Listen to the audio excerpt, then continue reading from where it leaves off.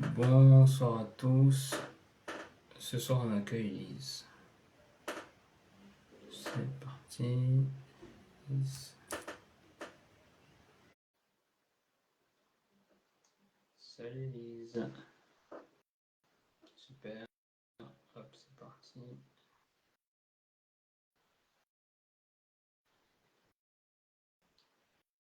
Bonsoir à tous.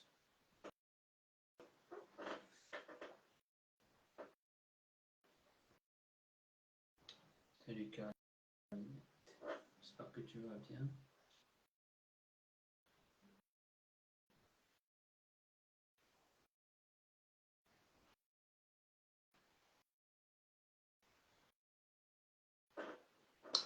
Bonsoir, groupe de chat.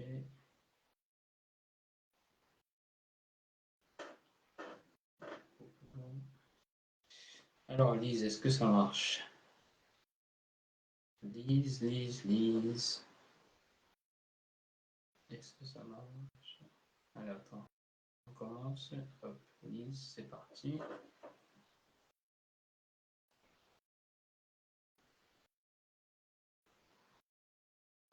Ah, bah voilà.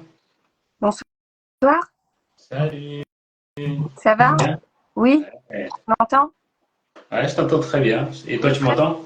bien aussi. Oh, ok, super. Bonsoir. Bon, bah, ça marche mieux que pendant le test. Oui. Super. Bon, bah, salut Lise. Bonjour. Bonjour à J'espère que tous. tu vas bien. Je suis ravi de te recevoir ce soir. Enfin, on est ravi de te recevoir ce soir. Merci.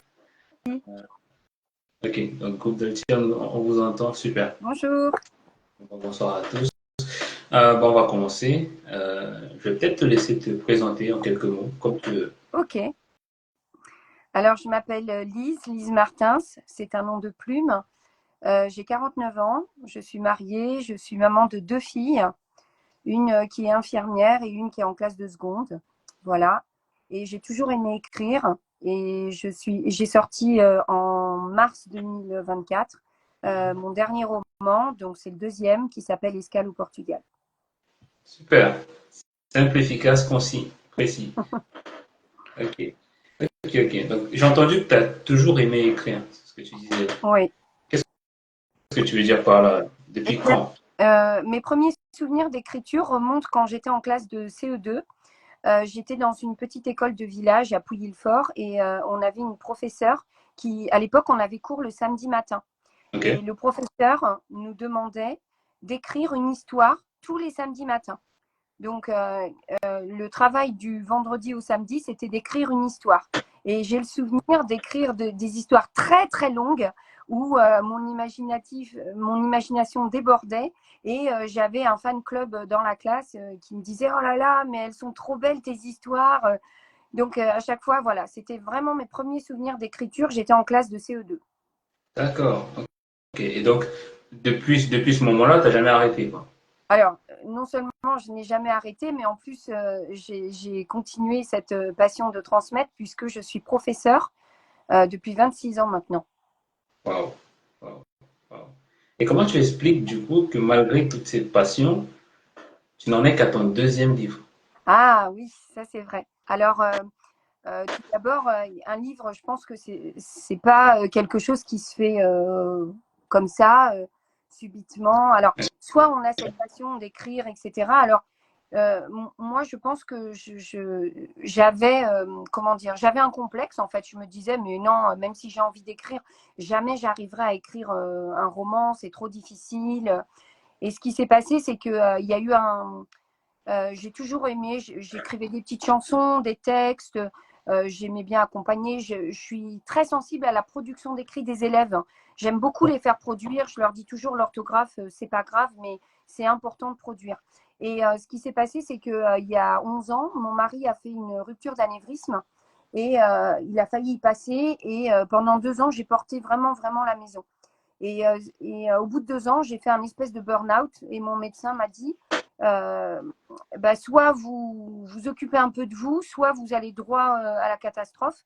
Donc écrivez, n'écrivez pas pour vos élèves, mais écrivez pour vous. Et en fait, mon premier roman, c'était voilà, c'était une écriture pour moi. C'était pas un roman qui avait forcément vocation à être édité. Mais voilà, D'accord, il est parti en maison d'édition, il a été accepté et puis voilà, ça a été le début de l'aventure. C'était en 2017, même d'accord. s'il a été écrit en 2013, 14, voilà. Il n'est pas parti tout de suite en maison d'édition. Donc je pense que écrire pour moi aujourd'hui, c'est comme un exutoire. C'est-à-dire que quand je ressens le besoin, aujourd'hui c'est vital chez moi. C'est vraiment vital. J'ai même commencé le troisième d'ailleurs. D'accord, d'accord, d'accord.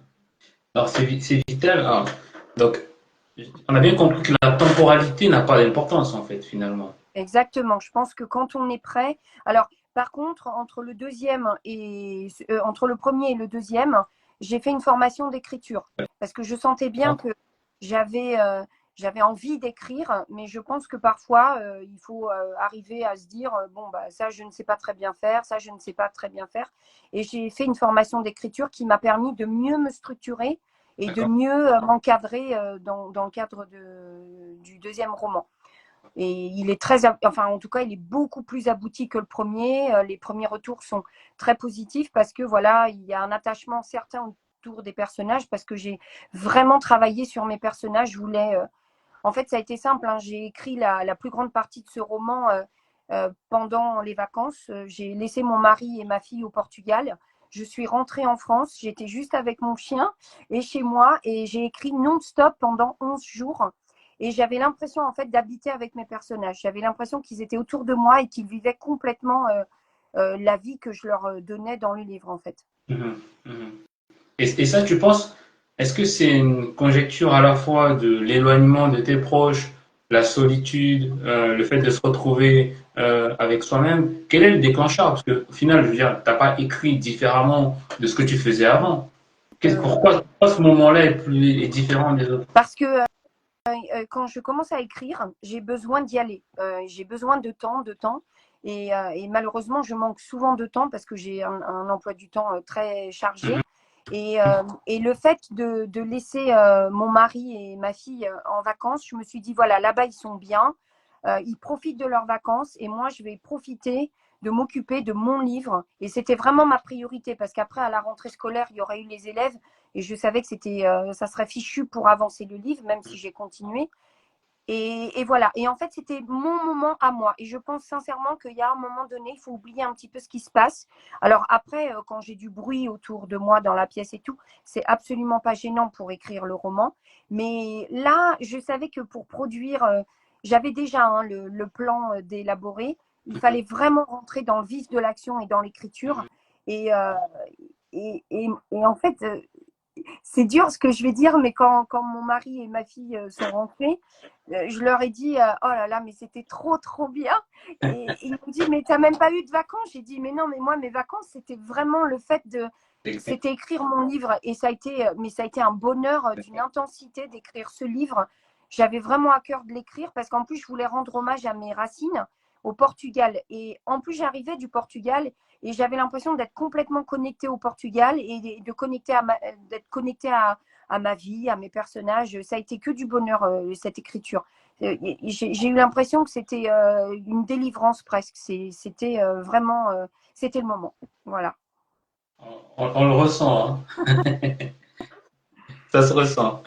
Ok, ok. Et donc, pourquoi le choix? Parce que tu m'as dit le déclencheur, c'est quand même la maladie de ton époux. Mais pour autant, quand tu écris, alors tu parles pas du tout de ça, si j'ai bien compris, c'est plutôt un hommage au Portugal en général que tu fais.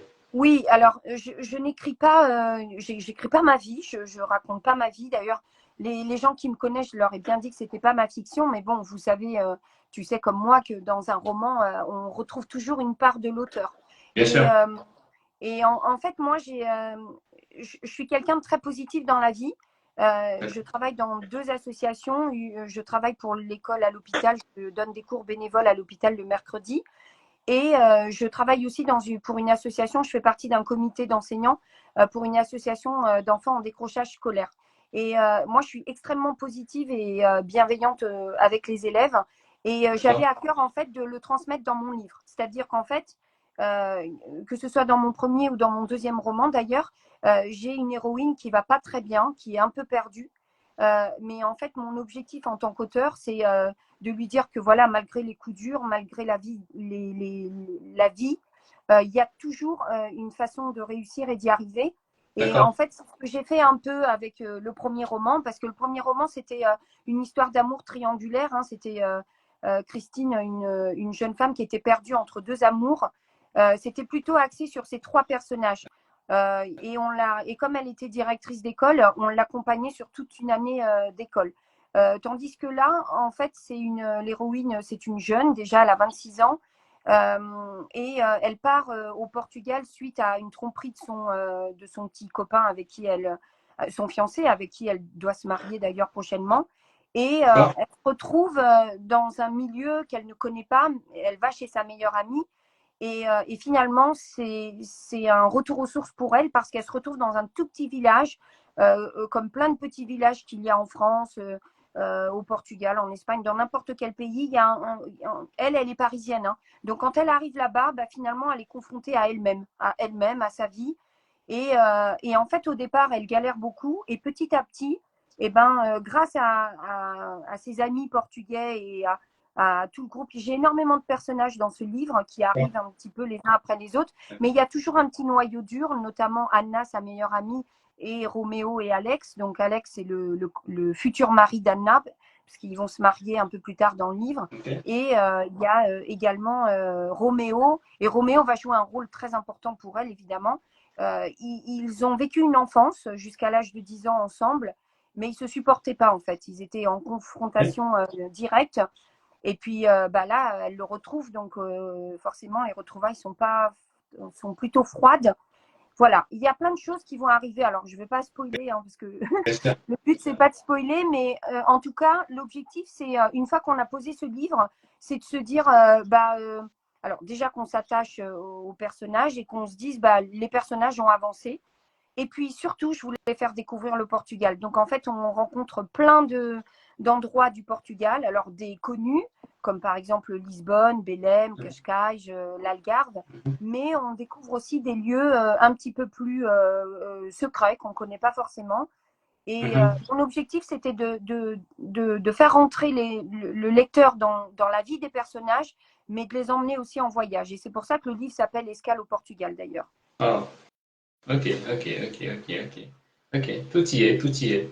Non, c'est clair, c'est précis. Alors, je vais juste prendre la remarque de Cilia.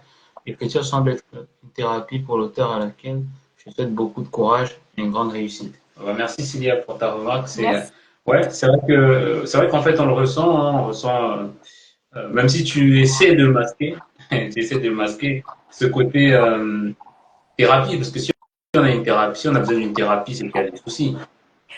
Je pense que cette personne, je suis désolée, je n'ai pas vu son nom, mais je pense qu'elle Yeah. a un peu raison et que toi aussi, parce que ce livre, il parle pas mal de deuil. Il y a le deuil qui est abordé.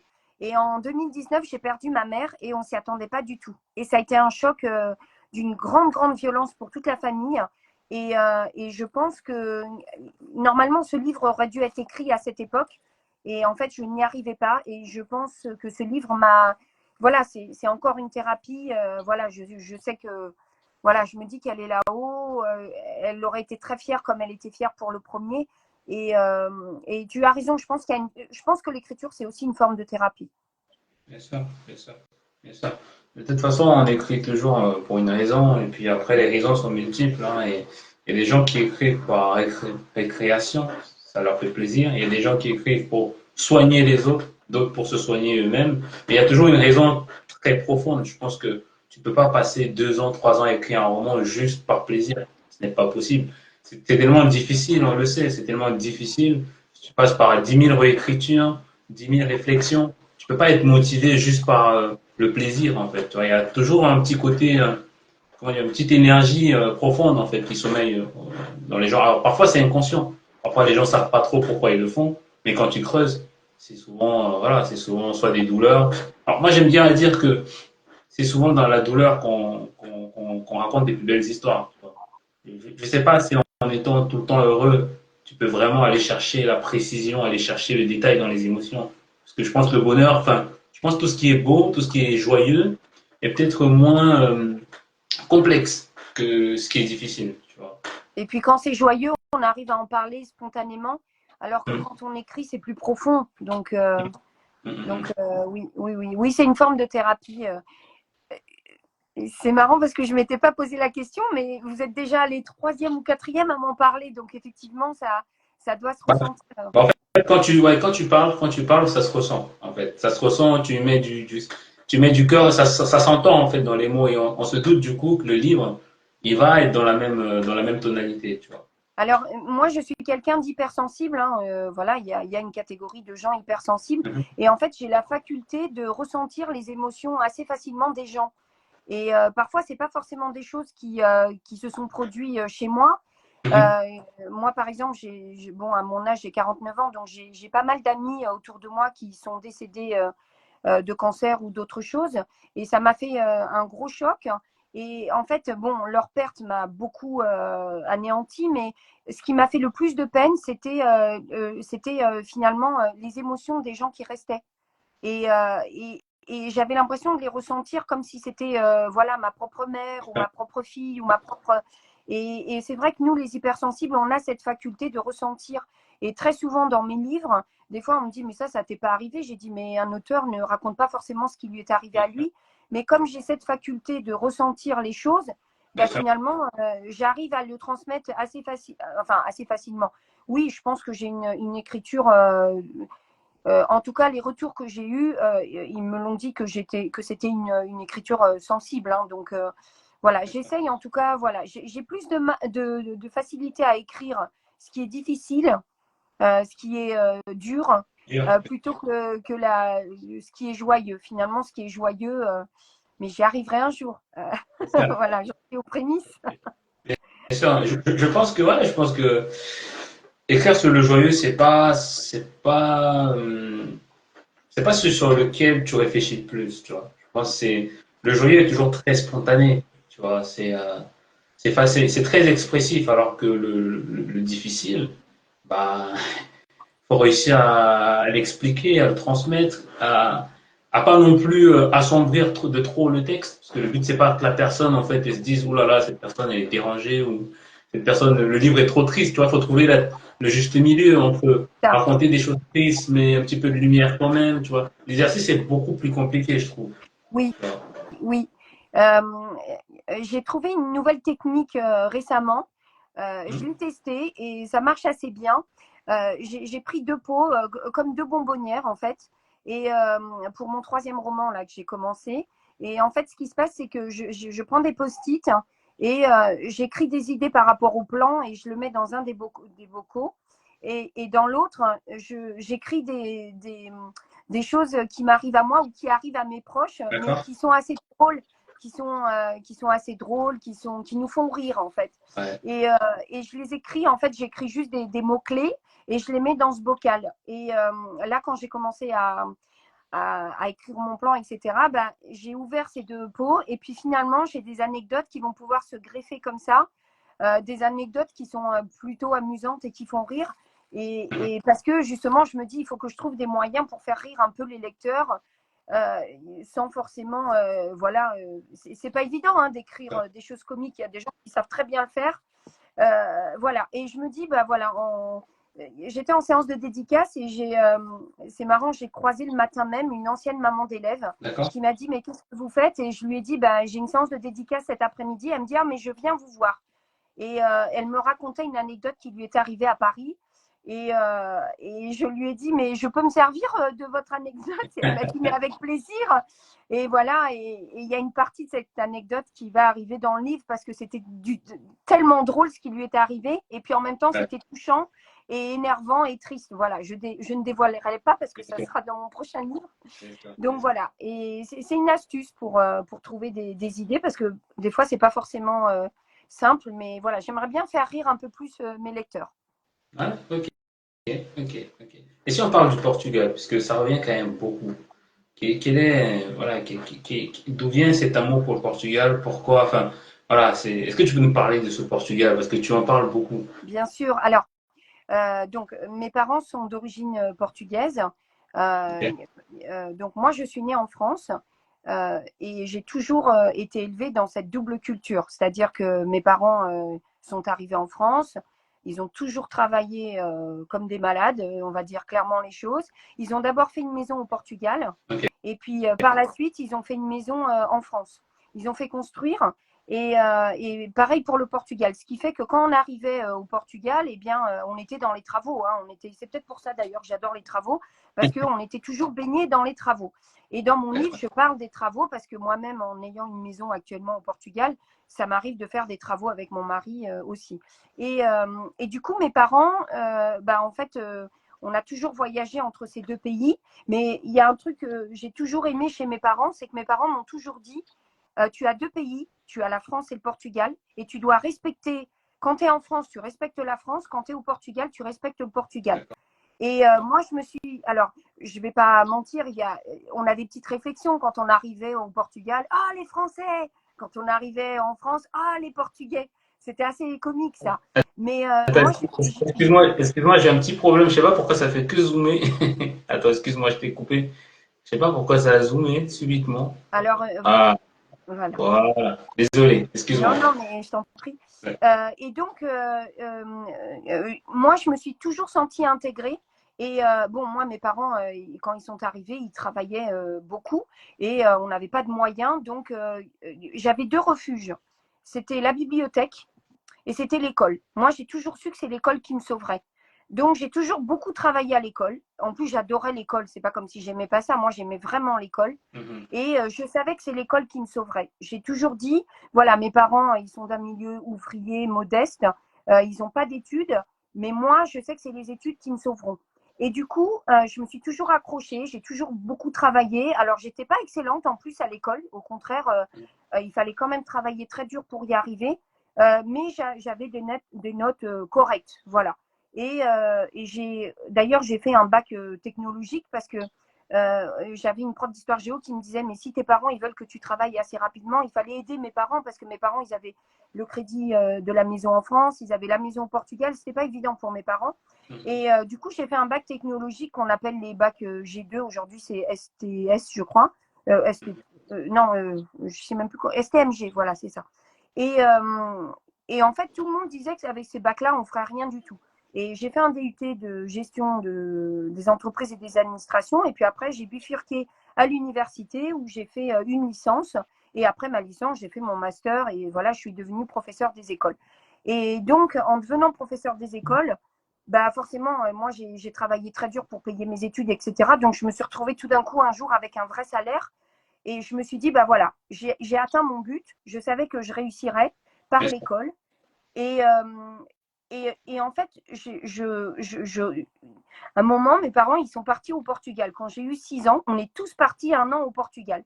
Et j'avais plein d'amis où un coup, ils étaient en France, un coup, ils étaient au Portugal, un coup, ils étaient en France, un coup, ils étaient au Portugal. Et ma grosse hantise, c'était que mes parents fassent la même chose parce que j'avais peur de n'avoir ni des études en France, ni au Portugal. Et je me suis dit, ah non, c'est pas possible, c'est pas possible. Donc, on a convaincu nos parents, on a dit, écoutez, nous, on ne veut pas repartir au Portugal parce que évidemment après il faut tout refaire, il faut refaire les cours, etc. Mais par contre, voilà, par contre, j'ai évolué en France, je suis devenue professeure et j'ai trouvé un mari portugais. Mais lui, c'est le vrai portugais, il s'est marié au Portugal, il est né au Portugal, etc. Et c'était assez drôle parce que moi, je lui apprenais le français et lui, il m'apprenait le portugais que j'avais un peu oublié. Et ça fait 26 ans qu'on est ensemble. Et en fait, j'ai eu la chance parce que chaque année, lui, il a sa maman qui a toujours habité là-bas. Et donc, minimum 2 fois par an, on descendait au Portugal voir sa maman. Et en fait, je me suis reconnectée avec le Portugal. C'est-à-dire que je l'avais un peu oublié entre mes 14 et mes 24 ans, parce que voilà, je travaillais beaucoup, je ne pouvais pas partir en vacances. Et cette reconnexion, elle m'a fait un bien fou, parce que je me suis dit, mais en fait, le Portugal, c'est magique, c'est génial. Et mes parents, ils ne pouvaient pas nous emmener visiter les sites, etc. Parce que voilà, quand ils arrivaient là-bas, ils s'occupaient de la maison. Mais moi, j'ai dit à mon mari, écoute, moi, ce que je veux, c'est que nos filles, elles découvrent le Portugal. Pour moi, c'est super important.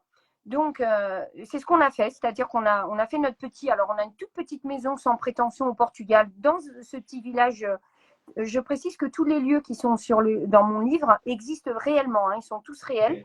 Et donc, on a effectivement une petite maison à Aldeia Nova où commence le livre. Et c'est notre point d'attache. Et chaque année, on se fait un petit itinéraire pour visiter le Portugal. Et en fait, en 26 ans, on a découvert beaucoup de choses au Portugal. Et c'est vraiment la chose dans laquelle je suis la plus fière parce que malheureusement, nous, à l'école ou au collège, on aimerait bien transmettre un peu plus de culture, mais ce n'est pas le cas. Et je pense que si nous, en tant que parents, on n'a pas ce rôle de transmettre ce patrimoine culturel, parce que le Portugal, il a un patrimoine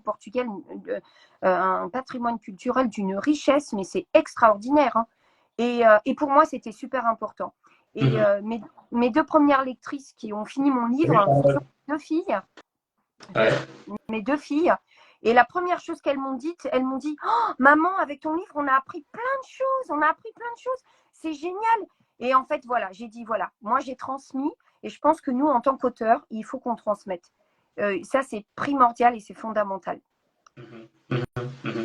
Non, c'est super intéressant parce que, en fait, on a vraiment l'historique. Tu vois, ce que je trouve intéressant, c'est que à chaque fois que tu parles d'un truc, il y a vraiment comment dire, il y a tellement de passion dans ta façon de parler. Je sens que t'es vraiment quelqu'un de passionné par ce que tu fais. Alors, Et le Portugal, c'est assez drôle en plus parce que moi, je suis portugaise française. Hein, et à la maison, on est 2 contre 2 pour le foot. Moi, je suis une passionnée de foot.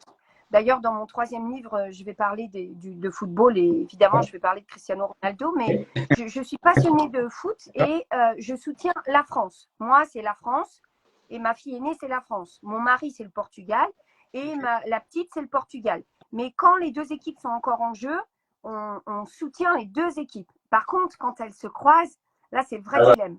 Quand la finale 2016, ça allait être fou. Alors, en 2016, quand le Portugal a gagné, c'était quand même drôlement embêtant parce que nous, on était dans un stade où il n'y avait que des Français. Il y avait 2 Portugais quand Elder il a tiré son but. Les 2 Portugais, ils couraient partout, très fiers et tout. Et nous, évidemment, on est allés les féliciter. On était tellement heureux pour les Portugais. Mon mari qui m'attendait à la maison avec la petite, ils nous ont dit « Ouais, on a gagné !» Et on a fait la fête tous ensemble. Donc voilà, on peut ne pas être d'accord avec tout, mais on peut se retrouver dans plein de choses. Et en fait, je pense que je dis français, portugais, mais ça peut être pour n'importe quelle culture. Moi, je dis souvent à mes élèves, il faut être fier de vos origines, il faut être fier de ce que vous êtes, parce que tôt ou tard, ça vous apportera toujours quelque chose. Et moi, je trouve que c'est important de garder cette pluriculture, parce que c'est ce qui nous construit et c'est ce qui nous fait, en fait. Bien sûr, bien sûr, bien sûr.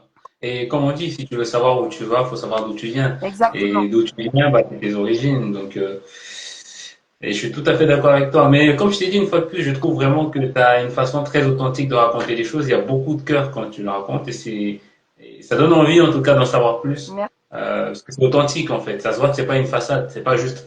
Tu sais, il y a beaucoup de gens qui ont des origines mais qui les utilisent quand ça les intéresse. Tu sais, quand c'est stylé de dire j'ai des origines, tu vois. Alors que là, on sent vraiment que c'est quelque chose que tu nourris profondément et ça le rend encore plus intéressant, ça donne encore plus envie d'en savoir plus, tu vois. Donc, et qu'est-ce qu'il y a à savoir du coup sur le Portugal, à part Cristiano Ronaldo, à part Lisbonne, qu'est-ce qu'il y a les petites anecdotes, les petits trucs sympas sur le Portugal qu'on ne sait pas? Alors, la première chose que je dirais sur le Portugal, c'est que on a des gens qui sont hyper accueillants. Moi, c'est quelque chose Alors, nous, on est pareil, hein, avec mon mari, on est exactement pareil. Nous, on a notre maison au Portugal, elle est petite, hein, mais quand on a des amis, de la famille, etc., et qu'on sait qu'ils sont dans le coin, on les appelle ou par les réseaux sociaux, c'est encore plus facile, on leur dit passe à la maison. On les accueille, mais il n'y a pas que moi, c'est-à-dire que ce soit les lusophones qui habitent en France ou d'ailleurs dans d'autres pays, hein, parce qu'on en a beaucoup en Espagne, en Suisse, en Belgique, en Allemagne, mais on a aussi tous les Portugais. Nous, quand on arrive là-bas, les Portugais, mais ils nous ouvrent la porte. Ils sont tellement contents de nous voir. Ils nous disent alors comment ça va, comment ça se passe. Et je me souviens une fois, on était pas loin de Fatima. Et puis on cherchait une chambre d'hôte. Et mon mari m'a dit écoute, je vais aller acheter une pizza et puis on va bien trouver quelque chose. Et il commande la pizza et il dit à la jeune fille, vous connaissez pas quelqu'un, une chambre d'hôte ou quelque chose, on aimerait dormir ici dans le coin. Et tout de suite, elle m'a dit attendez, j'appelle ma mère. Alors elle a appelé sa mère a appelé quelqu'un, etc. Il est arrivé à la voiture avec les pizzas en me disant c'est bon, on a où dormir ce soir. Et en fait, il y a une vraie solidarité chez les Portugais. Ça, c'est le premier élément, le petit truc qu'on doit savoir. Les Portugais sont extrêmement accueillants, que ce soit dans les villes ou dans les villages d'ailleurs. Et puis, ils sont fiers de leur culture, ils sont fiers d'eux. Et moi, j'aime ça chez les Portugais. C'est-à-dire que ils ouvrent la porte assez facilement. Alors, on se fait disputer si on mange pas. Hein. Ils sortent le pain, le presunto. Le presunto, c'est le jambonneau, le jambon de Bayonne. Le vin. Et puis ils disent ah non, il faut que tu manges. Hein. Alors des fois on a déjà fait le tour de la famille, etc. Mais voilà, c'est vraiment ça, c'est la grande première particularité. Ils sont extrêmement généreux. La deuxième chose que je dirais, c'est qu'ils ont une gastronomie extrêmement bonne. Elle est bonne et je trouve qu'elle n'est pas assez connue d'ailleurs. Alors elle commence à être connue. Et moi, beaucoup de gastronomie portugaise. Voilà, gastronomie portugaise, que ce soit sucré et salé d'ailleurs. Et d'ailleurs, moi, dans mon livre, j'ai eu à cœur de parler d'une recette qui n'était pas très connue, parce que quand j'en ai parlé à mes copains lusitains autour de moi, ils ne connaissaient pas. Et j'ai fait appel à un livre des éditions Cadamos de Tiago Martins, qui a écrit Le Portugal dans son assiette, qui lui, justement, a fait une recherche et qui a écrit un livre autour sur l'histoire des recettes et d'où ça vient du Portugal. Et bon, évidemment, je l'ai contacté pour savoir si je pouvais utiliser sa recette. Et bien sûr, il était très honoré. Et voilà, ça, c'est la deuxième chose chez le Portugal. La troisième chose, c'est que c'est un des pays les plus cotés de l'Union européenne, enfin de l'Europe. Hein. C'est un pays, enfin, c'est un lieu très, très prisé par les touristes parce qu'il fait beau, il fait très beau toute l'année pratiquement. Bon, sauf cette année, mais c'est partout pareil. Donc voilà, comme ça. C'est dans l'Europe entière, on va dire, même dans le monde entier, je pense.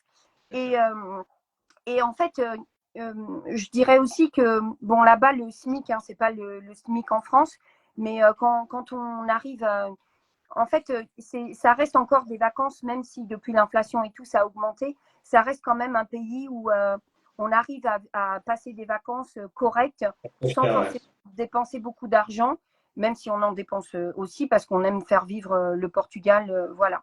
En gros, c'est les trois critères, mais le Portugal, c'est un super pays. Et d'ailleurs, ce qui m'a beaucoup touchée, c'est que les gens qui ne connaissaient pas le Portugal, qui ont lu mon livre, m'ont dit, mais nous, on n'a qu'une envie, en fait, c'est d'aller au Portugal. Ouais. Donc voilà, c'était gagné. Okay.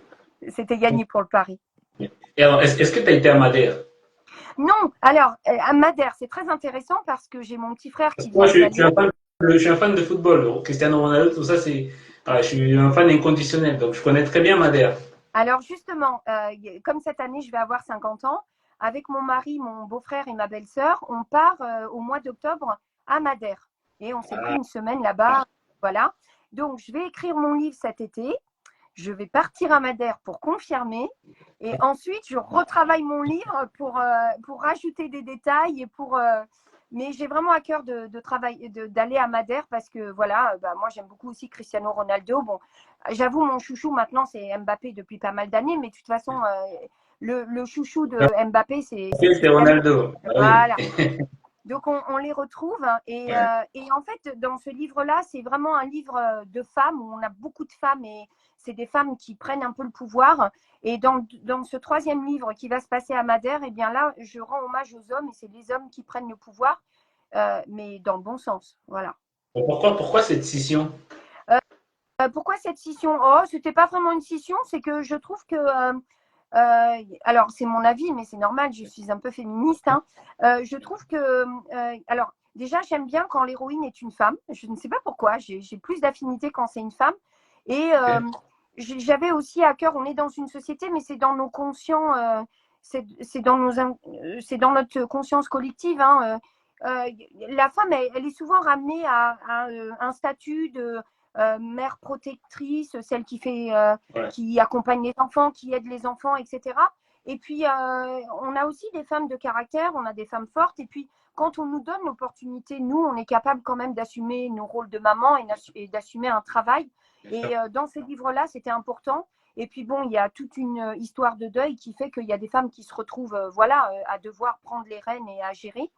Et pour ce troisième livre-là qui est en train d'écrire, j'avais à cœur de travailler sur le handicap parce que je suis professeure spécialisée. Je m'intéresse aux enfants à besoins éducatifs particuliers et je trouve que dans les livres, on ne parle pas assez du handicap. Et si on en parle, c'est difficile hein, de l'aborder. Et d'ailleurs, petit clin d'œil à Artus qui a fait un film extraordinaire là qui vient de sortir justement sur voilà le handicap. Et je trouve que c'est hyper important d'en parler. Et du coup, bah voilà, mon héros, c'est un garçon et il s'appelle Tobias. Voilà, je vais donner le nom. Voilà. Ok, ok, ok. Tu as parlé d'un truc intéressant, tu as parlé de Ouais. handicap. Comment tu vis le contact? Parce que le handicap, c'est quelque chose de difficile. Tu as déjà vécu des choses difficiles. Est-ce que tu n'as pas envie de sortir du difficile? Je pense qu'on peut écrire un livre avec des choses difficiles, mais avec des choses aussi sympas. Et si j'emmène, en fait, j'ai toujours à cœur de mettre quelque chose de difficile dans l'histoire, mais dans un contexte sympa. C'est pour ça que le Portugal, c'est sympa. Ok. Voilà. Et alors, le deuxième livre ne se passe pas complètement à Madère. Il y a une partie qui va se passer en France et il y a une partie qui va se passer à Madère. Mais en fait, je vais encore emmener le lecteur en voyage. Et je pense que quand le lecteur découvre autre chose que l'histoire et qu'il part un peu en voyage, bah finalement, voilà, il peut vivre des choses. Et comme je le disais tout à l'heure, je vais aussi essayer d'avoir un style un petit peu plus humoristique, pardon. Ouais. Voilà, avec justement ces petits bouts de voyage. Voilà, on va se balader. Alors, dans ce livre-là, là, dans Escale au Portugal, je parle de Noirmoutier parce que j'aime beaucoup l'île de Noirmoutier. Je parle aussi du bassin d'Arcachon. Et là, il y a des nouveaux lieux qui vont arriver dans ce troisième livre. Il y a un peu le sud de la France. On va se balader sur Grenoble. Voilà, on va découvrir d'autres endroits voilà, parce que toujours cette idée de pluralité, c'est-à-dire que je suis portugaise, mais je suis française et j'ai à cœur de rendre hommage aux deux pays. Bien sûr. Maya, elle aime beaucoup, elle est parisienne et elle adore Suresnes. Elle a vécu à Suresnes petite. Et c'est vrai, moi j'adore ces deux villes que j'ai vraiment dans mon cœur, que j'apprécie beaucoup. Et voilà. Et tout à l'heure, on disait que la culture, elle nous enrichit, cette double culture. Et moi, j'ai à cœur voilà, c'est pour ça qu'il y a une partie qui va se passer à Madère, mais il y a aussi une partie qui va se passer en France. Et je vais aborder aussi le cinéma, le théâtre, parce que c'est un milieu que je connais. J'ai ma fille, ma petite fille, enfin celle qui a 16 ans, qui a été repérée par une agence quand elle avait 10 ans. Et en fait, elle est pas mal dans des tournages. Elle a participé à des tournages et j'ai pu découvrir un petit peu l'autre côté, c'est-à-dire derrière le rideau. Et aujourd'hui, en fait, elle continue, elle fait une belle carrière de comédienne dans le théâtre. Et voilà. Et je voulais rendre hommage à ce milieu artistique parce que malheureusement, bon, il y a des choses qui ne vont pas, mais c'est souvent un milieu qu'on ne connaît pas trop. Et puis, on ne connaît pas trop les galères, l'argent à trouver pour pouvoir faire sa pièce de théâtre, les fonds pour pouvoir accueillir les figurants, voilà. Et voilà, donc le théâtre, le cinéma, plus le voyage et des garçons qui ont une pêche et qui veulent arriver à tout prix, je pense que ça devrait le faire. Ouais. Voilà. Je pense il va te falloir au moins 10 livres là. Je sais pas, mais en tout cas, j'ai attendu trop longtemps, même si j'ai fait une formation d'écriture entre le premier et le deuxième. En tout cas, là, mon objectif, c'est d'en sortir un par an. Alors, je ne sais pas si je m'y tiendrai, mais j'espère. J'espère vraiment. Ça serait un bon. Dans 15 ans, je serai à la retraite. Après, voilà, si je peux voir mes livres, les raconter à mes petits-enfants, voilà. Et j'aimerais bien aussi commencer à écrire des livres pour la jeunesse, pour les élèves et pour la jeunesse. Ça aussi, c'est un truc qui me plairait bien. Mais chaque chose en son temps. Bien sûr. Bien sûr. Mais de toute façon, ça sent que tu as beaucoup d'énergie, je trouve.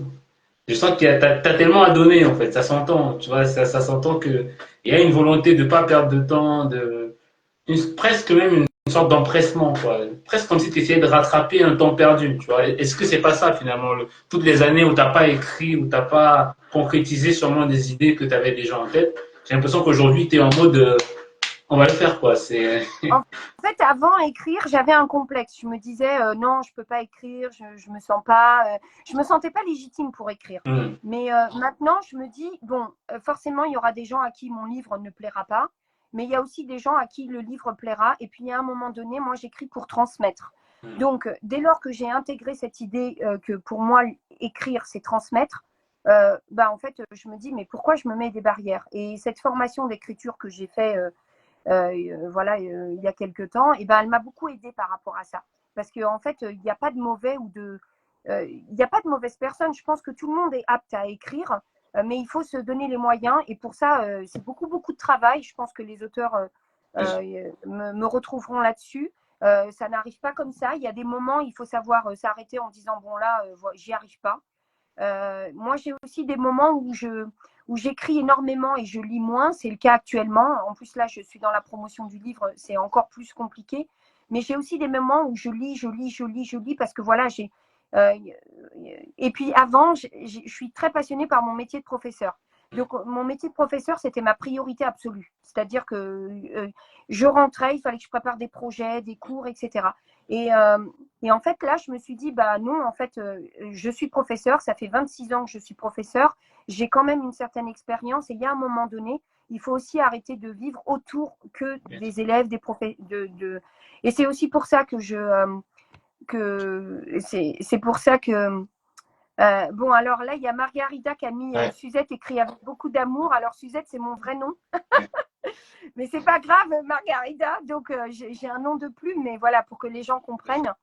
Et voilà. Et du coup, là, je me suis dit, bah non, en fait, l'école, bien sûr que c'est ma priorité parce que voilà, c'est mon travail et je suis passionnée par ce que je fais, donc forcément. Mais j'ai le droit aussi d'avoir une passion et mon autre passion, c'est l'écriture. Et maintenant, je lâcherai rien, quoi. J'ai vraiment envie d'y aller.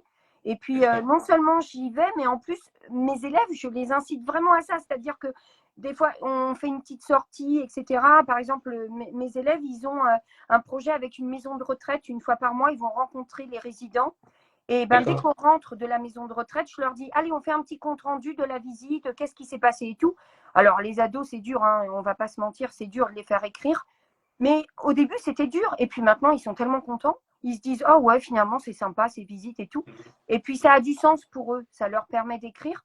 Et je leur dis toujours aux élèves, je leur dis, vous savez, plus tard, vous pourrez écrire des livres. Mais non, madame, si vous vous donnez les moyens, vous verrez que vous y arriverez. Voilà, on est toujours dans la transmission. Et on ne va pas se mentir, hein, l'écriture et la lecture, ça se perd un peu.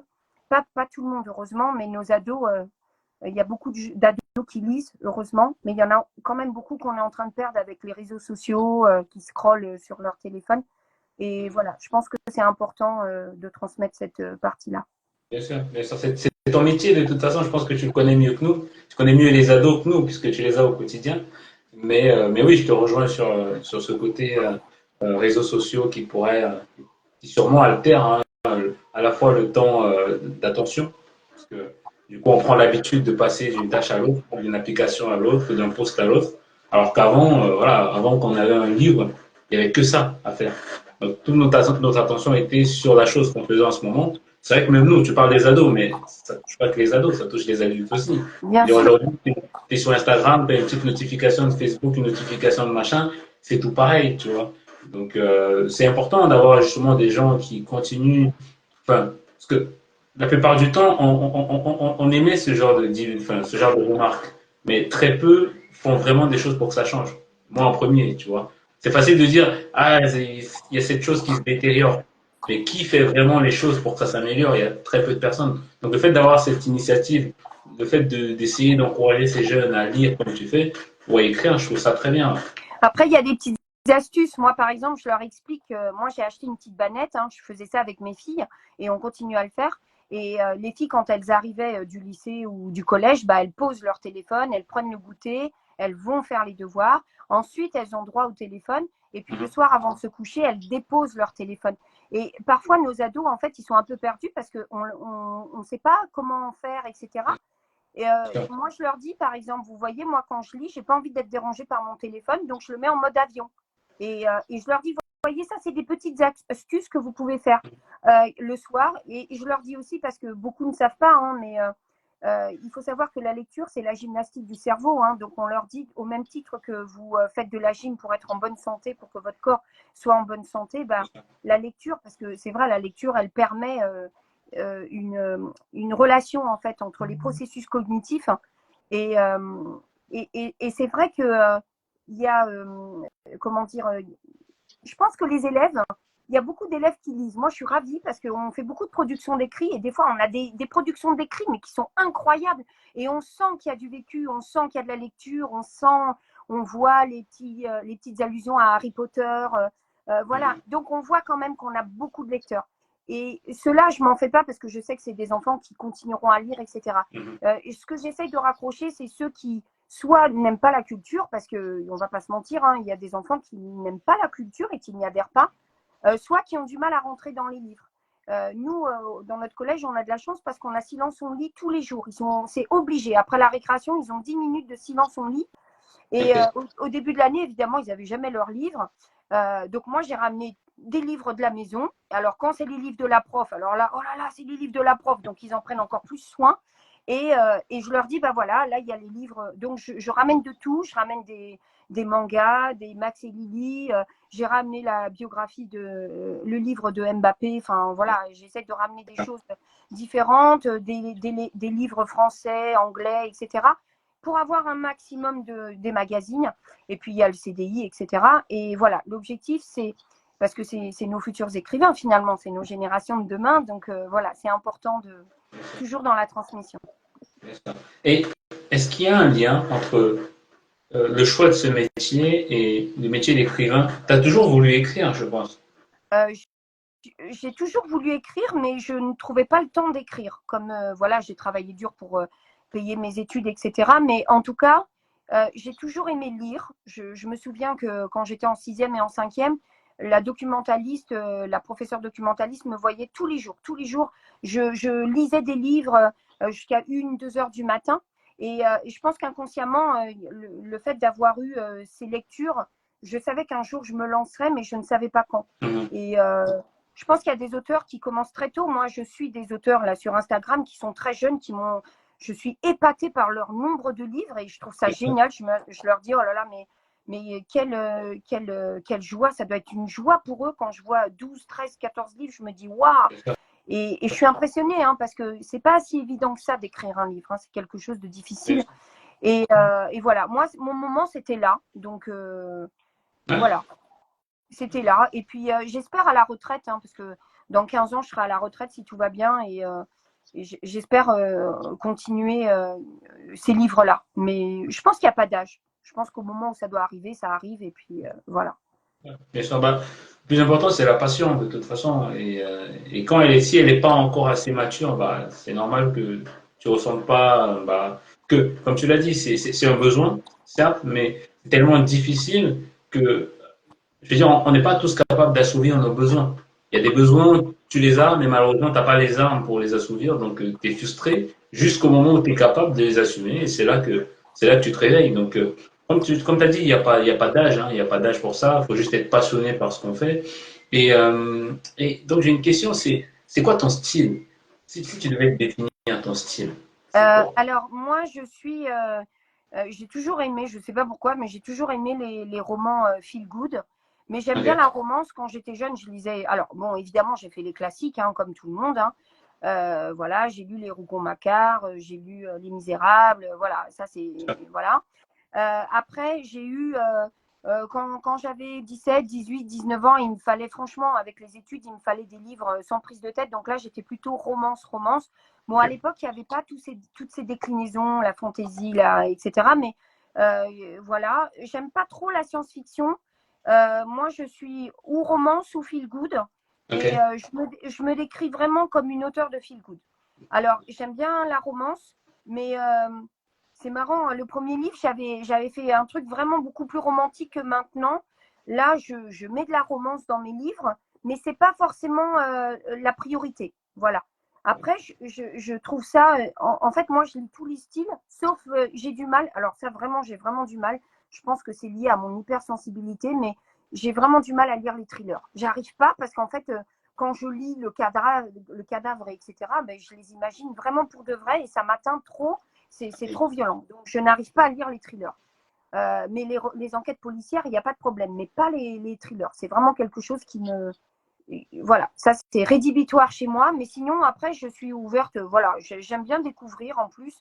Et c'est pareil pour moi, il n'y a pas de grands auteurs et de petits auteurs. Je pense qu'on a tous le droit à notre chance. Et je suis tout à fait capable de lire un livre qui est plutôt connu, comme un livre où on ne connaît pas beaucoup la personne. Et voilà. Et voilà, moi j'aime bien découvrir en fait. Il y a Marie.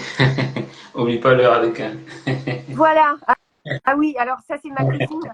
Quand on était jeunes, on se prêtait les arlequins. À l'époque, c'était bon, je crois que c'est, je me rappelle plus ce que c'est comme maison, mais elle a été rachetée. Si c'est Harper et Collins, je pense. Mais effectivement, quand on était jeunes toutes les deux, c'était assez drôle parce qu'on se passait nos arlequins. Ouais, elle m'en avait prêté un, cœur contre cœur. Tu vois, Thérèse, je me rappelle encore. Hein. Et on se les passait comme ça. Et c'est marrant hein, le souvenir qu'elle a parce que c'est vrai. C'est ça. Mais alors, tu as dit que tu n'aimais pas lire. Parce que moi, ma question, c'est pas forcément ce que tu lis, c'est ce que tu écris. Est-ce que parce que tu n'aimes pas lire des thrillers, ça veut dire que tu peux pas en écrire? Alors, ça c'est un exercice que j'ai essayé de faire lors de ma formation d'écriture. Et j'avoue que ça a été terrible. Ça m'a mis dans des. J'ai eu des sueurs froides. Alors, je pense que je suis capable. Ouais. Je pense que je suis capable parce que voilà, il y a un protocole à suivre hein, d'écriture. Mais c'est pas ce qui me tente. Mais voilà, je pense que si je me donne les moyens d'y arriver, je serai capable. Après, je ne dis pas qu'un jour, dans un livre, il peut ne pas y avoir, voilà, il peut y en avoir un dans un de mes livres. Mais en tout cas, pas pour le moment. Pour le moment, je suis plutôt dans le feel good, c'est-à-dire on a un problème au départ. Voilà, il va y avoir quelque chose à gérer. Et comment on va faire pour gérer cette situation et surtout terminer. Alors, le roman feel good, hein, attention, il a pour définition de faire du bien. C'est vraiment la définition même du roman feel good. Hein. On est sur son canapé ou sur la plage. On commence le livre et on sort à la fin. On fait ah ben c'était sympa quand même. Elle a eu du courage ou il a eu du courage. Oh, quand même voilà. Et voilà, c'est pour l'instant. C'est subjectif ou pas ça? Pardon. C'est subjectif ou pas? Parce que quand tu dis faire du bien, c'est totalement subjectif, on est d'accord. Mais c'est la définition même, hein, parce que moi, j'avais du mal à trouver mon style. Je ne savais pas vraiment où j'étais. Et du coup, j'ai une copine qui m'a dit, mais en fait, toi, tu écris des romans feel good. Et du coup, je suis allée voir sur Internet qu'est-ce qu'était un roman feel good. Et effectivement, dans la définition même, c'est marqué que un roman feel good, c'est un livre qui est facile à lire, qui est assez fluide à lire. On suit les personnages et on les suit. Ils ont un problème et au fur et à mesure en fait, on quitte notre quotidien pour rentrer pleinement dans l'histoire. On rentre complètement dans l'histoire, on oublie et on accompagne. En fait, c'est comme si on était dans la caméra et qu'on suivait ces personnages et à la fin, on dit, et ça nous a fait du bien. En fait, à la fin, on se dit, mais ce qui est arrivé à ce personnage, ça m'est arrivé à telle époque ou ça aurait pu m'arriver. Bah, voilà, c'est vraiment. Je ne pense pas que ce soit subjectif. Je pense que c'est vraiment mon objectif avec ces livres-là. Ok, ouais, ok. Oh non, mais j'aime bien la réponse. C'est pas subjectif, mais c'est un objectif. Voilà. Donc, c'est un Exactement. objectif.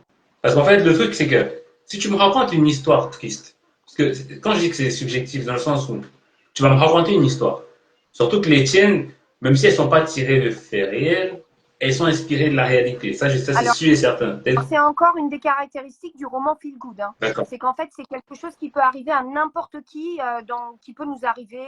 Voilà. Donc, c'est un environnement, effectivement, qui ressent. Okay. Voilà. Mais du coup, à partir de ce moment-là, tu sais bien que on vit pas, tu vois, par exemple, tu parles du deuil. Et on vit pas tous le deuil de la même façon. Tu parles du deuil, tu parles de la séparation, c'est des sujets difficiles. Et on sait que face aux difficiles, il n'y a pas de consensus. Il y a des gens qui peuvent le vivre d'une façon ou d'une autre, tu vois. Donc c'est pour ça que j'ai dit ça reste subjectif dans le sens où peut-être que juste l'évocation du deuil peut rendre triste quelqu'un même si la fin est heureuse, tu vois. Peut-être que juste un passage où on parle un petit peu trop de ce truc-là, tu as déjà perdu cette personne, tu vois. Je suis d'accord. Et d'ailleurs, il y a des gens qui ayant vécu un deuil, se disent ah non, moi, c'est pas pour moi, ce livre-là, il n'est absolument pas pour moi. Je ne suis pas en état de le lire. Oui, oui, tout à fait. Non, je te rejoins. Ok, alors, il y a un exercice que j'aime beaucoup, un petit exercice piège, c'est qu'il faut que tu nous lises un petit bout de ton livre, du passage de ton choix. Alors, mon livre, il est sorti il y a 2 mois. Je ne veux pas le spoiler, mais, donc je vais pas commencer au tout début, au prologue, mais je vais faire le premier chapitre. Voilà, je vais faire ce qu'on appelle la mise en bouche. Voilà, ça va permettre de. Voilà. Attends, juste, on peut voir la Bien, couverture ou pas? bien sûr, Tu l'as là? bien sûr, bien sûr. Donc voilà, le roman. Ah, Alors, c'est une photo qui vient de l'Algarve. Alors, c'est mon éditeur qui l'a trouvé, mais qui est très jolie. mhm. Et parce qu'à un moment donné, dans ce roman, on arrive à l'Algarve. En fait, l'héroïne part de Aldeyanova qui se trouve on va pas dire dans le centre, c'est plutôt un petit peu au nord, mais voilà, qui va descendre progressivement, Lisbonne, qui va descendre à l'Algarve. Ensuite, elle va revenir dans son petit village. Elle va monter un peu dans le nord. On va aller sur Porto, Mondine de Bages, tout. Et puis après, elle revient à Aldeyanova parce qu'il y a un mariage à la fin. Le mariage, c'est sa meilleure Ok, amie. Voilà. Alors ça, ok. c'est pas spoilé parce que on se doute qu'il y a un mariage. Bon, c'est un petit peu spoilé, mais voilà, je donne pas les détails. Donc voilà le livre Escale au Portugal qui est disponible partout sur commande. Alors c'est une petite maison d'édition, donc il est commandable en librairie, la Fnac, Amazon, et il y a certaines librairies qui commencent à l'avoir en rayon parce que j'ai fait des séances de dédicace, dont la librairie Clément à Montgeron. Ok, Comme ça s'est très bien passé, elle m'a dit bah moi je vais en acheter, je vais les mettre en rayon. Donc voilà. super, Euh, ça marche, voilà. super. Donc, Allez, c'est parti. allez, c'est parti. Paris, 8 juillet. Parée d'une jolie robe fleurie, Maya Dupuis virevolte. Les volets fermés annoncent un départ imminent. Dans moins de 6 heures, elle sera enfin au Portugal. Elle se réjouit à l'idée de trouver Anna Lima, sa meilleure amie, qu'elle n'a pas vue depuis presque un an. Elle a tellement hâte. Détendue, Maya attrape sa valise, suivie de son joli cabas qu'elle vient d'acheter pour l'occasion. Ferme la porte de son appartement parisien, puis se dirige vers la rue Vaugirard. Dans 15 minutes, elle retrouvera Baptiste Grinchamp avec 2 heures d'avance. Qu'importe, une surprise à son amoureux, ce n'est pas interdit. Maya sonne une troisième fois à la porte de l'appartement, mais toujours aucune réponse. Elle s'impatiente. Soudain, ses yeux tombent sur le ventail, resté légèrement entrouvert. Maya pénètre dans l'entrée. Elle perçoit les bruits émanant de la chambre. Une fois atteinte, la jeune femme surprend son fiancé à califourchon sur une inconnue. Mais, occupée à gémir, les débauchés ne se rendent compte de rien. Stupeur, sidération s'empare de Maya. Elle tente de leur parler, seulement aucun son ne parvint à sortir de sa bouche. Très secouée, elle fonce vers l'entrée, claque fort la porte de l'appartement avant de dévaler les 3 étages de l'immeuble. Maya s'isole dans une rue voisine. Prise de tremblement, incapable d'écrire, elle finit par solliciter son téléphone. Dis Siri, envoie un message à Baptiste. Que voulez-vous envoyer? Salaud bouffon. Vous voulez envoyer salaud bouffon, c'est bien cela? Oui. Le message a été envoyé. Dis Siri, appelle Anna. J'appelle Anna. Quand la voix de sa meilleure amie répond, Maya bredouille encore sous le choc. Elle finit par lui expliquer tant bien que mal la situation, l'interroge, ne sachant pas quelle décision prendre. Écoute, lui répond son ami. Baptiste est un crétin. Appelle un taxi, prends ton vol, je viendrai te récupérer à Porto. Je vais voir, je te tiens au courant, balbutie Maya. Mais Anna ne lui laisse pas le choix. Promets-moi que tu vas monter dans l'avion. Tu m'entends? Ordonne Anna. D'accord, je viens. Attendre plus de 3 heures à l'aéroport devient une torture. Inquiète de voir Baptiste débarquer, Maya s'est réfugiée à l'étage des arrivées près des stands de location de voitures. Les images défilent dans sa tête. La colère se mélange à la déception. La jeune femme n'arrive pas à réfléchir. A-t-elle rêvé? Non, elle a bien assisté à la scène. Entre déni et réalité, son cœur comme son cerveau hésite. Pourra-t-elle lui pardonner? Certainement pas. Maya a des valeurs, elle n'accepte pas la trahison, même si elle l'aime. Mais tout de même, en toute honnêteté, on ne peut pas balayer presque 3 ans de relation pour une coucherie en quelques minutes. Pour l'instant, sa priorité est d'aider au mariage de sa meilleure amie. Mais dès son retour du Portugal, Maya s'empressera d'aller s'expliquer avec Baptiste. Elle lui annoncera que leur histoire est terminée en lui rendant sa bague de fiançailles qu'elle a toujours détestée. Elle s'imagine déjà débarquant chez lui, ou mieux encore chez ses parents, puis elle dévoilera que son fiancé lui a été infidèle en lui balançant le bijou à la figure. Après réflexion, il vaudrait peut-être mieux la vendre pour compenser le préjudice. Maya hésite entre la femme vénale et la femme bafouée. Elle ne sait plus très bien qui elle est en réalité. De nature plutôt calme et réservée, elle pourrait bien sortir ses griffes. À 24 ans et 8 mois, du haut de son 1,60 m et ses 48 kilos, la jolie brune aux traits délicats pourrait bien se mettre à cracher du feu. Malheureusement, les yeux dans le vague, Maya sait déjà qu'au fond, elle n'en fera rien. En réalité, sa vie actuelle n'est que résilience. Ce petit bout de femme ne fait qu'enchaîner les coups durs. Même si ce n'est qu'un détail, lorsqu'elle se rendait chez sa nounou, elle devait monter la rue du Calvaire. Celui-ci a dû s'attacher à elle puisque ces dernières années, la jeune femme n'a fait qu'accumuler les chagrins. Au moment d'embarquer, pas de Baptiste en vue. Maya est déçue. Il n'a même pas cherché à la retrouver. Son cerveau change le scénario du film, imagine la scène suivante. Baptiste court vers elle, il attrape son petit visage rond, plonge ses yeux bleus dans ses grands yeux gris en lui disant « Pardonne-moi Maya, je ne voulais pas ». Elle, le regard humide, le fixe longuement et paf, elle lui colle une bonne claque dans sa face. Oui, en guise de remerciement, c'est tout ce qu'il mérite. Dans l'avion, le sort s'acharne. Des enfants installés devant elle chahutent. L'un d'entre eux a même pris place sur le siège vide de Baptiste. Les parents restent sans réaction. Si seulement la jeune femme avait un peu de courage, elle aurait le cran de hurler un « Ça suffit, stop, taisez-vous !» Hélas, c'est au-dessus de ses forces. Wow. Wow. C'est c'est tellement bien lu. C'est tellement bien lu. Je pense qu'il y a eu zéro accro, enfin, un ou deux accros maximum alors que tu lis vite. Franchement, on est dedans. On est dedans.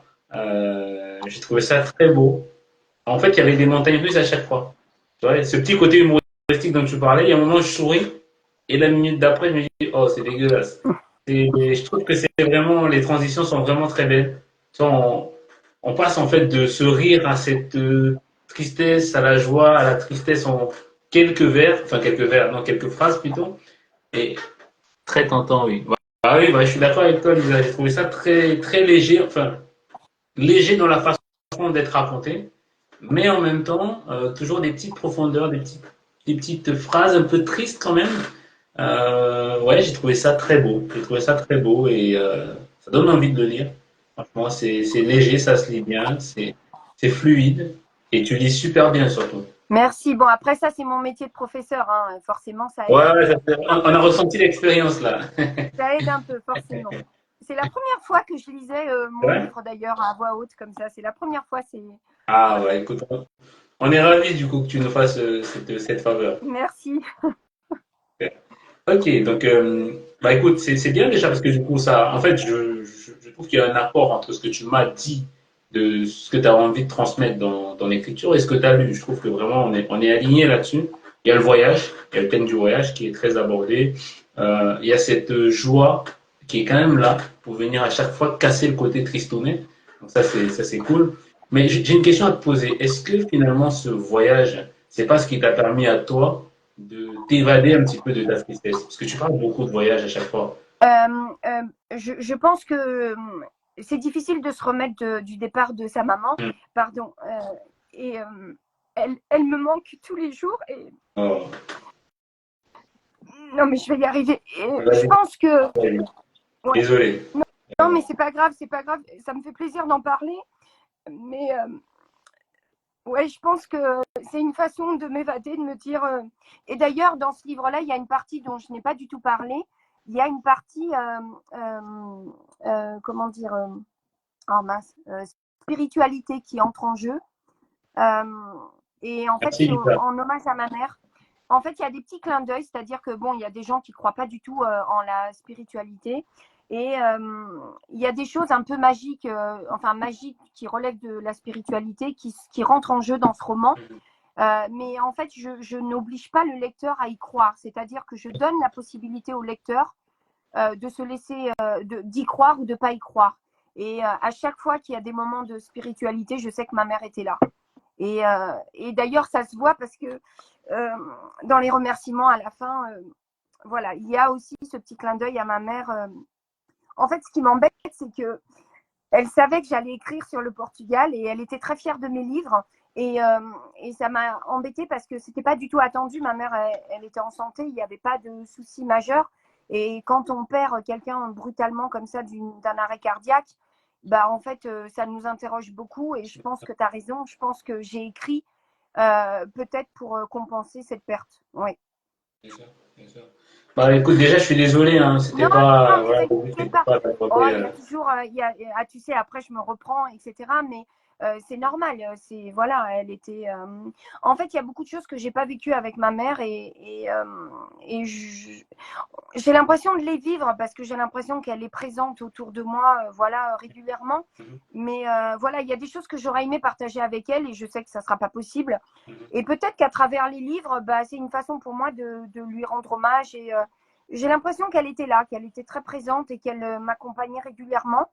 Et en fait, j'ai pleuré tout à l'heure un petit peu parce que je m'étais jamais rendu compte de ça. En fait, tu me l'as envoyé comme ça, tu vois, ça Ah, m'a. désolé, désolé, désolé. Et C'est vrai non, que, non, mais, je préviens pas, mais moi, je suis là pour faire le psychologue, donc, c'est ça. Et en fait, je m'étais jamais posé la question. Donc, c'est fou quand même. Tu sais, ça me fait penser aux peintres qui font des tableaux. Et tout d'un coup, dans le tableau, ils voient un visage, quelque chose, et ça leur remémore quelque chose. Et ben là, en fait, ça m'a fait un peu la même chose avec mon livre. Et en plus, t'es pas le premier à me le dire. C'est-à-dire qu'il y en a déjà plusieurs qui m'ont dit, mais ce livre-là, en fait, tu l'as écrit. Et c'est vrai que le premier, il m'a aidé pour. Mon mari, il est en pleine santé. Hein, il s'est très, très bien remis de sa rupture d'anévrisme. Il est en pleine santé. Mais c'est vrai que celui-là, je pense qu'il aide à compenser l'absence de maman. Ouais. bah, tu vois, Lisa, il dit c'est inconscient. Oui, Et en fait, moi, c'est pas la première fois que je le dis, mais je pense en fait on néglige la puissance de notre inconscient. ouais. Je pense que toutes les actions qu'on prend viennent de l'inconscient. Surtout les actions les plus difficiles, parce qu'en fait, ton inconscient, à chaque fois, il fait à ta place des réflexions. Tu vois, chaque fois que tu vis une scène, lui, il emmagasine. Pendant que tu dors, lui, il travaille, lui, il réfléchit. Et au moment où tu prends une décision, c'est juste lui, ça fait 2 mois qu'il réfléchit. Donc, je pense que c'est un truc très puissant. On a toujours l'être humain a besoin de contrôle. Donc, du coup, on a toujours l'impression que quand on prend une décision, c'est nous qui avons décidé. On a besoin de se dire, c'est moi qui ai fait. Alors qu'en vrai, cet inconscient, c'est lui qui fait tout. Et donc, tout ce que tu vis est emmagasiné et il sait, le cerveau sait de le ressortir quand on a besoin. Tu sais, quand es fébrile, quand tu es triste, c'est pas à ce moment-là que tu peux réfléchir. Donc, c'est à ce moment-là que l'inconscient qui a été emmagasiné, il ressort. Et il ressort de façon la plus spontanée et la plus vraie possible. Tu vois. Et je pense même que parfois, un auteur, il écrit et il lit, il découvre ce qu'il a écrit. C'est-à-dire, en fait, pour montrer à quel point il n'est pas maître de ses mots. Il Oui. écrit une émotion, il écrit un ressenti. 2 jours plus tard, il le relit et se dit waouh, c'est moi qui ai écrit ça, tu vois. Oui, Faut dire alors ça me l'a fait, ça me l'a fait. En fait, j'ai fait plusieurs corrections, bien évidemment. J'ai fait entre la première version et la dernière, il y en a eu 8. Et je me souviens quand l'éditeur, c'est toujours impressionnant quand on ouvre le carton avec les premiers romans et tout. Et je commence à feuilleter et puis je prends un passage comme ça, je commence à lire le passage et je fais, oh, j'ai écrit ça moi. Ça m'a- bien c'est sûr, quelque chose. Mais là, c'est intéressant parce que je lis un petit peu ce que sont en train d'écrire les gens. bien sûr. Alors oui, ça fait chaud. Merci pour le Portugal. C'est vrai, le Portugal, il est au cœur hein, de ce livre. Mais c'est vrai que les émotions, elles sont là et je m'étais pas rendu compte, mais effectivement, je pense que le livre, il est encore plus beau de par mon vécu avec le deuil, parce que c'est vrai que j'ai une copine qui m'a dit, il n'y a pas longtemps, qui m'a dit, on parle beaucoup de deuil dans ton livre, et pourtant ton livre, il n'est pas triste.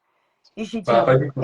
Et Pas du elle m'a tout. dit, bah oui, parce que tu contrebalances systématiquement. Et finalement, c'est peut-être mon inconscient qui a fait que, voilà, j'ai perdu maman, mais maman, elle est là, elle me suit, elle m'accompagne d'une autre façon. Et c'est aussi pour ça que, voilà.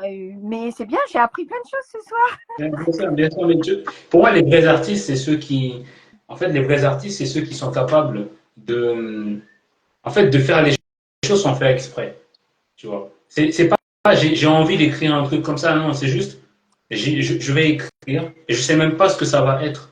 Et en fait, tellement mon esprit, c'est un esprit créatif, en fait, j'ai pas besoin de lui dire j'ai envie d'écrire ça. Il va savoir tout seul sortir des choses belles, tu vois.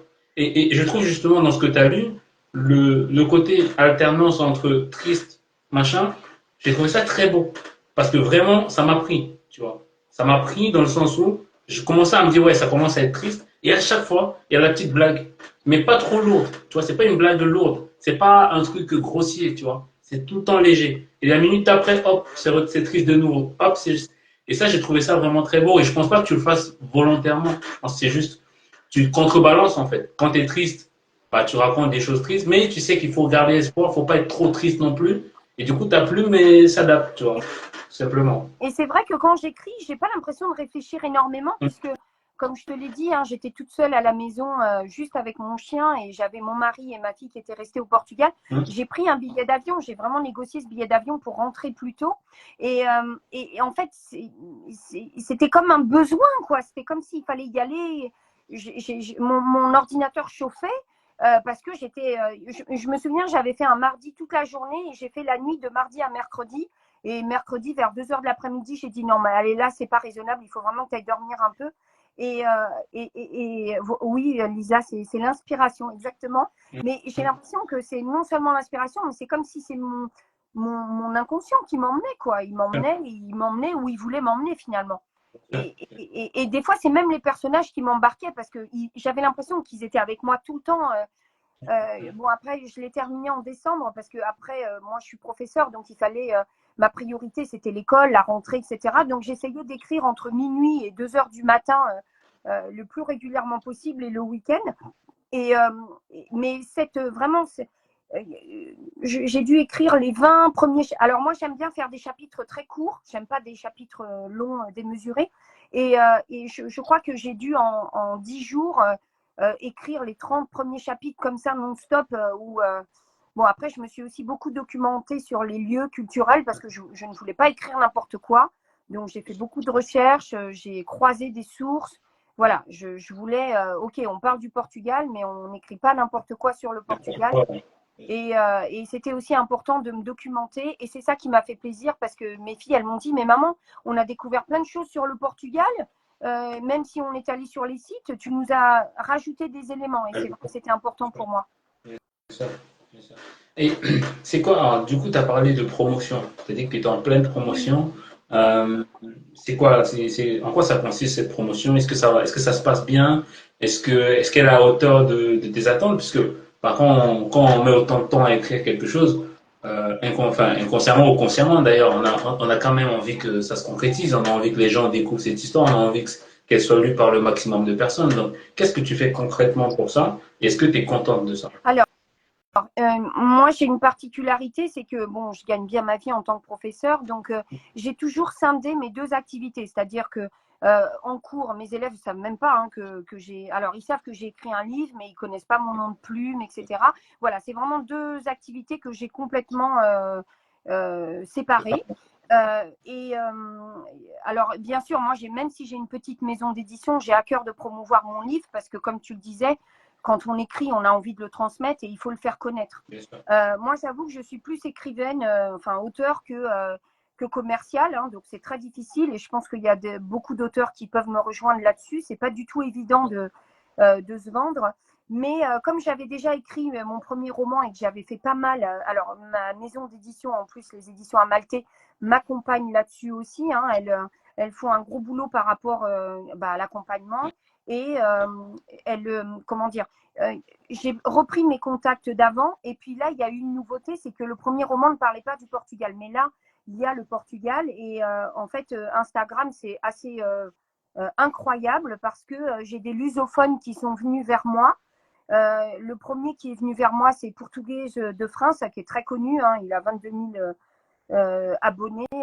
Et en fait, il m'a parlé, il m'a dit, tu as écrit un livre sur le Portugal, etc. Et voilà, il m'a présenté des gens, il m'a envoyé des contacts. Et puis à partir de là, il y a d'autres contacts qui se sont... et il y a une solidarité incroyable. Alors moi, je dis, je vis une chance incroyable. Je savoure tout ce que je vis en ce moment. Donc j'ai fait... alors j'ai la librairie Clément qui m'avait déjà soutenu pour mon premier roman, qui m'a accueilli la semaine dernière. Donc, elle m'a accueilli 3 heures. En 3 heures, j'ai vendu 10 livres, donc j'étais ravie. Elle va en racheter. Cette semaine, alors ce samedi, j'étais samedi, il y avait le festival do Immigrant. C'est un festival qui rassemblait les Portugaux français et les Portugais et français à Herblay. Et j'ai les éditions Cadamost qui sont spécialisées vraiment dans des livres autour du Portugal, qui m'ont donné la chance d'être dans leur stand. Et en fait, j'ai pu vendre mes livres et j'ai pu faire découvrir mon livre. Et j'ai fait j'ai Radio Alpha aussi qui est derrière moi. Alors j'ai Julie, la journaliste, qui a déjà fait une rubrique sur une émission. Je vais prochainement aller à Grenoble participer aussi à une autre émission. La promo se passe très très bien. Et j'ai même, toi, tu m'as donné l'opportunité ce soir. Alors j'avoue, c'est mon premier live, merci. Et en fait, c'est une aventure humaine extraordinaire. Alors je parle même pas des ventes, etc., parce que bon, ça je le saurais. Mais j'ai plein d'abonnés. Alors moi, il faut savoir que j'avais un compte privé, hein, il n'était pas du tout public. Donc il est devenu public au début du mois de mars, parce qu'il fallait bien que je commence à parler de mon livre. Et voilà, j'ai plein d'abonnés, des nouveaux abonnés qui arrivent. J'ai des auteurs qui arrivent. En plus, moi, j'ai très à cœur de connaître un petit peu les expériences des auteurs.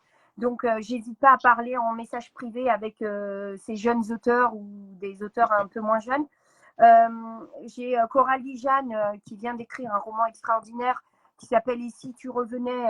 De temps en temps, on s'envoie un petit message parce qu'elle aussi, elle a sorti son premier roman. Voilà, j'ai d'autres auteurs avec qui on partage, et beaucoup de gens qui me l'ont acheté qui ont vu la publicité, en tout cas qui voient mes réels. Alors moi, j'essaye de faire beaucoup de réels parce que je trouve que ce qui fonctionne le mieux, c'est le retour des lecteurs.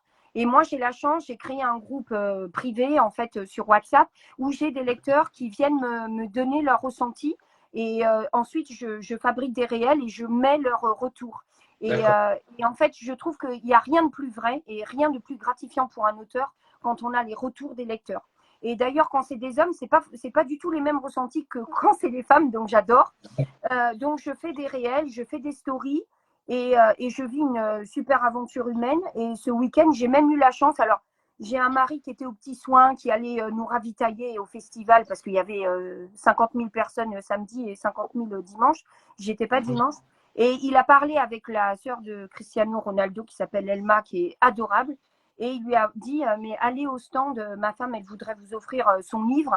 Et elle est venue, elle a parlé avec nous.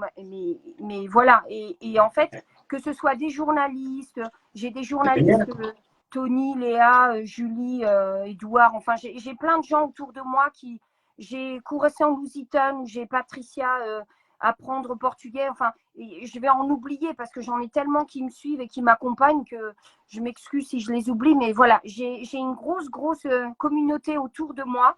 Et puis j'ai même des jeunes auteurs et des moins jeunes, des auteurs qui sont très talentueux, qui me suivent et qui partagent mes stories, etc. Et voilà. Donc, je vais dire que ma promo, pour l'instant, il est sorti le 20 mars. Hein, elle se passe très, très bien. Et ce que je retiens, mais vraiment ce que je retiens, c'est l'aventure humaine. Parce qu'en fait, on fait des rencontres extraordinaires. Moi, je suis épatée par J'ai une dame qui est venue me voir et qui m'a dit j'ai acheté votre livre pour ma mère et ma mère, elle a adoré. Il faut absolument que vous écriviez le suivant. J'ai une autre dame qui est venue à la librairie qui a dit c'est la fête des mères demain. Ma mère, elle m'a dit qu'il fallait absolument que je vienne vous voir pour que je vous achète votre livre. Voilà. Et c'est des gens que je connais pas. Alors, vous voyez, que ce soit des célébrités ou des gens que je ne connais pas, ça me touche tout autant. Et je vis un conte de fées. Mais mes collègues le savent, hein, parce qu'il y a quelques collègues qui sont au courant. Et elles me disent, mais c'est incroyable ta vie. Et je sais que je suis chanceuse. Bien sûr. Voilà. Non, mais bah déjà, quand même, bah, on est content pour toi, déjà. Merci. Parce que, tu vois, on arrive vers la fin de notre échange, tu vois, mais vraiment, ce que j'ai envie de te dire, c'est que je te connaissais pas spécialement, comme la plupart des gens que je reçois. Hein, enfin, voilà, on se connaît pas, mais tu as dit aventure humaine, c'est le genre de choses qui me parlent. C'est aussi pour ça que je fais ça, tu vois.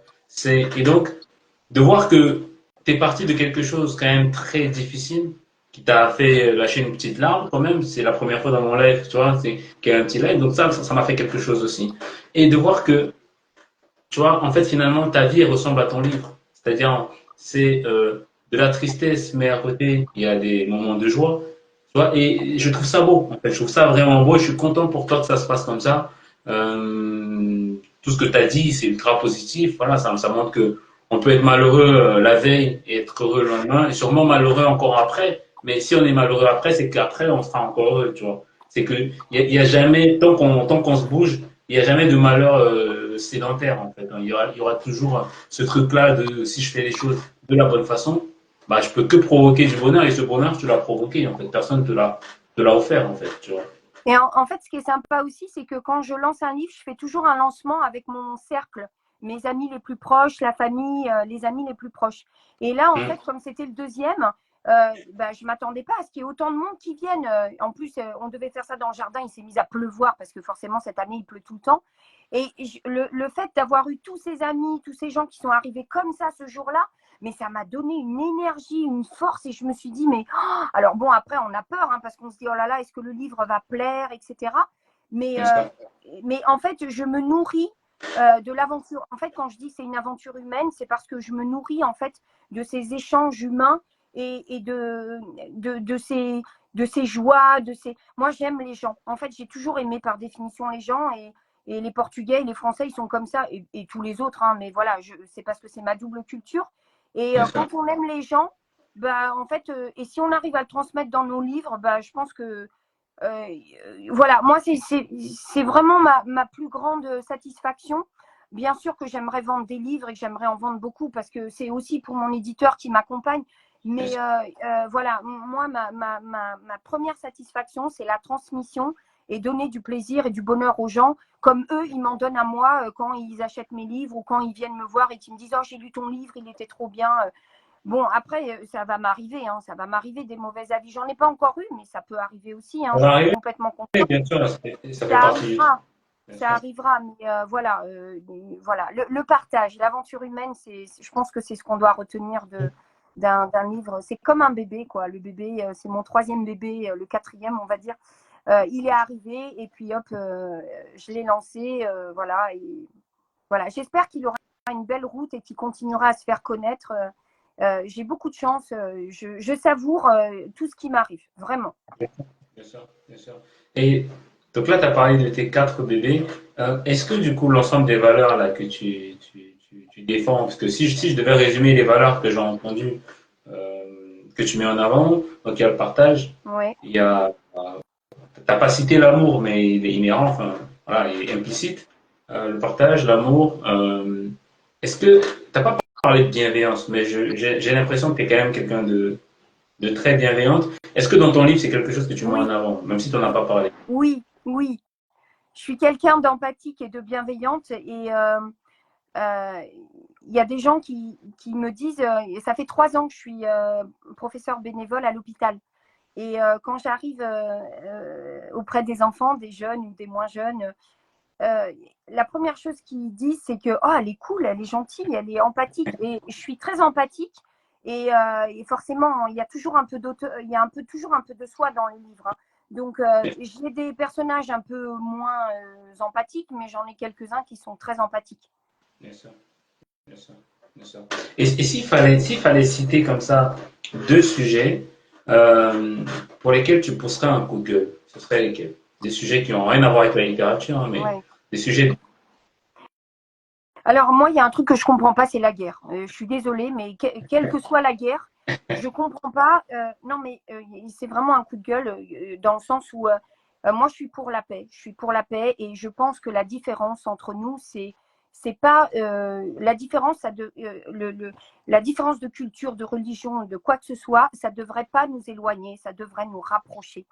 La guerre en général, c'est quelque chose qui m'a toujours. Mais même quand j'étudiais la guerre en cours, hein, en troisième, quand je faisais toutes les guerres mondiales, etc. euh, et moi, ce qui me sidère, c'est la guerre en elle-même, les victimes, etc. Mais c'est aussi le fait que nous, on n'arrive pas à l'arrêter, en fait. C'est-à-dire que on en a toujours eu des guerres, quoi. Et ça, c'est quelque chose qui est très dur à vivre. Moi, je suis pour la paix, j'aime la paix et des fois je me dis mais est-ce qu'on est fait pour se détruire quelque part et voilà donc c'est pas vraiment un coup de gueule mais c'est une injustice quoi. Voilà moi je suis pas mais je pense qu'il y a plein de gens comme moi ça c'est le Bien sûr, premier coup de gueule enfin si on appelle ça voilà je veux la paix je comprends pas comment on ne peut pas arrêter les guerres je comprends pas il y a un truc que j'arrive pas mon cerveau il connecte pas le deuxième coup de gueule, je vais pas être très original, hein, c'est la destruction de la planète, quoi. Moi, il y a des choses qui me sidèrent. L'environnement en général, ce que nous, on peut faire chacun à notre niveau, ne serait-ce que de commencer par le tri. Nous, on commence très jeune à l'école. Moi, avant d'être au collège, j'étais professeure des écoles et j'étais directrice d'école. On a toujours sensibilisé au recyclage et encore, c'est juste un volet. Mais donc, la pollution, l'environnement, saccager la terre au prétexte qu'on en a toujours plus besoin, mais on se crée des besoins. Donc, forcément, qu'il y a des choses qu'on pourrait ne pas faire. Et voilà. Donc, je ne suis pas très originale, guerre Ah et la bah, destruction de la planète, mais voilà, c'est les deux coups de gueule. D'ailleurs, dans l'envie, enfin, concernant la pollution, etc., j'en parle. Alors, je parle pas la guerre parce que franchement, je ne suis pas historienne et franchement, je me mettrai pas là-dedans. Mais par contre, dans mon livre, je vais aborder la pollution et tout parce qu'il y a des choses, c'est vraiment insupportable. Tu vas à la plage, les mégots de cigarettes, les sacs poubelles, mais des trucs tout simples que chacun à son niveau peut.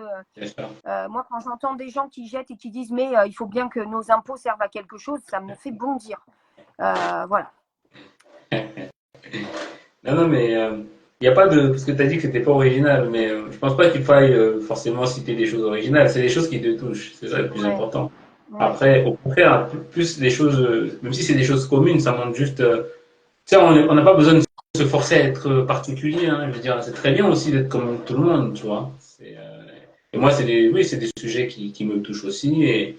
Et ouais, je suis d'accord avec toi. Après pour la guerre, c'est plutôt, on va dire, c'est un jeu d'intérêt. Et on sait que l'homme, par nature, c'est un être intéressé. C'est un être qui a besoin de se démarquer des autres. Tu vois, si tu prends les animaux, je pense, je suis pas spécialiste, mais je pense que quand tu regardes des animaux, en général, tu as un comportement qui est très homogène. Tu vois, il y a quelques règles et ils ont une façon de fonctionner et comment dire, répondent à des besoins uniquement. Ils se créent pas de nouveaux besoins comme nous. Tu vois. Leur besoin, c'est de se nourrir, se reproduire, et ça, ils se contentent de ça. Mais nous, on ne sait pas faire ça. Nous, on va toujours inventer de nouveaux besoins qu'il faut assouvir, et ces besoins, parfois, sont contradictoires avec les besoins des autres. Mhm. Donc, la guerre, en fait, c'est juste inévitable quand tu as des êtres intelligents. On ne peut pas vraiment faire ça, tu vois, quelque part. C'est un peu défaitiste comme vision, mais je pense que c'est la chose la plus normale, en fait. Quand tu as des êtres intelligents, ils seront jamais d'accord tout le temps. Parce que du coup, si tu cites, si tu poses une question, tu auras toujours 1000 réponses. Tu vois. Ouais, mais ce qui m'embête, moi, c'est ce que je voudrais, c'est qu'on arrive à stopper ces guerres. Et en fait, voilà, c'est ça qui est difficile. C'est-à-dire que bon, on évite la guerre, mais une fois qu'elle est là, mais comment on fait pour l'arrêter, quoi? Et ça me navre. Ça me navre parce que je me dis, mais voilà, c'est des milliers de victimes dans toutes les guerres que ce soit.